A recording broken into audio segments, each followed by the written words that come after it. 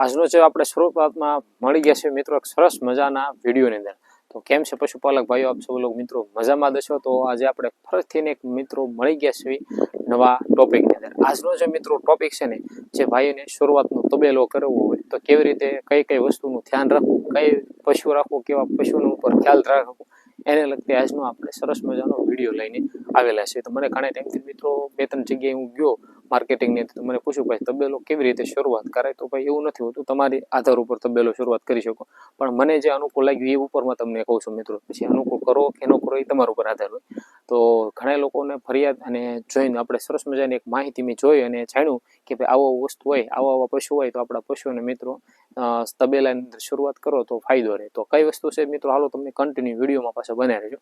ખાસ કરીને મિત્રો નીલુ ફાર્મિંગ ચેનલમાં આપનું દિલથી આભાર પ્રગટ કરું છું. આપણે મારા ચેનલમાં આવ્યા ગયો તો આપનો બહુ જ આભાર પ્રગટ કરું છું મિત્રો. સાથે સહકાર મિત્રો આવો નવો આપતા રહેજો. બીજી વસ્તુ, કઈ વસ્તુ રાખવી, જો મિત્રો જે લોકોને પોતાનું મેન્યુફેક્ચરિંગ કરવું હોય, દૂધનું વેચાણ કરવું હોય, તો તમે મિત્રો દેશી ઘા છે, જેમ કે આપણી ગીર ઘા છે, આપણી જે શંકર ઘા છે, તો એ ઘા તમે મિત્રો તમારા તબેલાની અંદર ઉપયોગ કરો તો મિનિમમ કેટલી ઘા રાખો તમને સમથિંગ લેખો, જેનો ખર્ચ પણ ઓછો આવે અને એક ફાયદો પણ થાય. તો મિત્રો તમે મિનિમમ 5 થી 6 ગાઉ હોય જે શરૂઆતમાં, તો તમારે તબેલાની અંદર મિત્રો ખર્ચ ઓછો આવે અને માર્કેટની અંદર તમને સારો ભાવ મળે. માની લો કે મિનિમમ 5 થી 6 ગા રાખી હોય તો મિનિમમ 4 લીટરની કેપેસિટી લેખા તમે હાલો તોય પણ મિત્રો સારામાં સારું તમારા પશુને વ્યવસ્થિત દૂધ વધે. મિનિમમ 20 લીટર તમે તમારા પશુને ઉપયોગ કરો, પોતાનું તમે મેન્યુફેક્ચરિંગ કરો, તો પણ તમારા માર્કેટની અંદર સારામાં સારો ભાવ મળી શકે છે. એટલે તમે સિટીની અંદર વેચવા માંગતા હોય તો તમે શરૂઆત હંમેશા 5-6 ગાઉથી કરો દેશી ઘા, તો તમારા પશુને મિત્રો ફાયદો રહેશે, તમને પણ મિત્રો સારો ભાવ મળશે અને દૂધ ભરવા જશો તો ફેટ ઓછા આવે. એનું કારણ છે કે ગાયની અંદર ફેટ ઓછો હોય છે. હવે બીજી વસ્તુ, તમે દૂધ જ ભરવા માંગતો હોય તો કઈ કઈ ગાઉ રાખવી, કઈ કઈ ભેંસો રાખવી, એ પણ આપણે એક વિડીયોમાં આપેલું જ છે માહિતી. પણ શરૂઆતની વાત છે કે તમે મિત્રો જે દૂધ ભરવા માંગતા હોય ને એને સરસ મજાનો ફાયદો થાય, પ્લસ એને મિત્રો રિઝલ્ટ મળે અને ફાયદો થાય. એને લગતે તમને વાત કરું તો તમે સારામાં સારી નસલની મિત્રો જે આપણે એસએફ ગાઉ આવશે, એસએફ ગાય જે તમારા દૂધાળાની અંદર એક દૂધનો સ્ત્રાવ વધારે, જે દૂધનો સ્ત્રાવ વધુ હોય એવી ગા પસંદ કરો.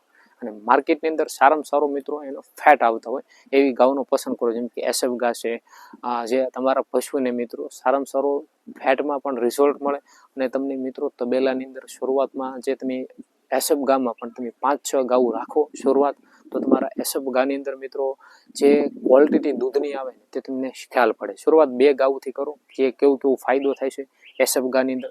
નકર તમે ભેંસું પણ રાખી શકો, ઘરની ભેંસું છે, આપણે જાફરાબાદી ભેંસું છે, એ પણ તમે રાખી શકો છો, જે તમારા પશુને મિત્રો ફાયદો રહે, દૂધની અંદર વધારો થાય, સાથે તમે દૂધ ભરો છો તો મિત્રો ફેટની અંદર સુધારો થાય ને એવી ભેંસો લેવી, સારી ક્વોલિટીની ભેંસો લેવી. પતલી ને ચામડી ઓછી પતલી હોય, જાડું ચામડું હોય પશુનું તો દૂધમાં કંઈ રિઝલ્ટ હોતું નથી. એટલા માટે સારી ક્વોલિટીની ભેંસ લેવી, જે તમારા પશુને દૂધની અંદર રિઝલ્ટ મળે, લોંગ ટાઈમ લગી તમને ફાયદો આપે અને ખર્ચો ઓછો થાય એવી થોડુંક ધ્યાન રાખીને ખર્ચ કરો. જેનાથી મિત્રો જે શરૂઆતમાં લોકો તબેલાની કરતા હોય એને મિત્રો ઘણી પ્રકારની નુકસાની આવતી, જેનાથી મિત્રો તબેલો બંધ થઈ જતો હોય. એટલે એ તકલીફ ન કરવી. આ ટોપિક છે એક સિટીની અંદર વેચવા માંગતો હોય એની માટે સારામાં સારી ગા તો કે દેશી અને આપણે શંકર ગા છે, ગીર ઘા છે, તમે ઉપયોગ કરો તો તમને સિટીની અંદર સારામાં સારો ફાયદો થાય, પોતાનું મેન્યુફેક્ચરિંગ પણ તમે કરી શકો.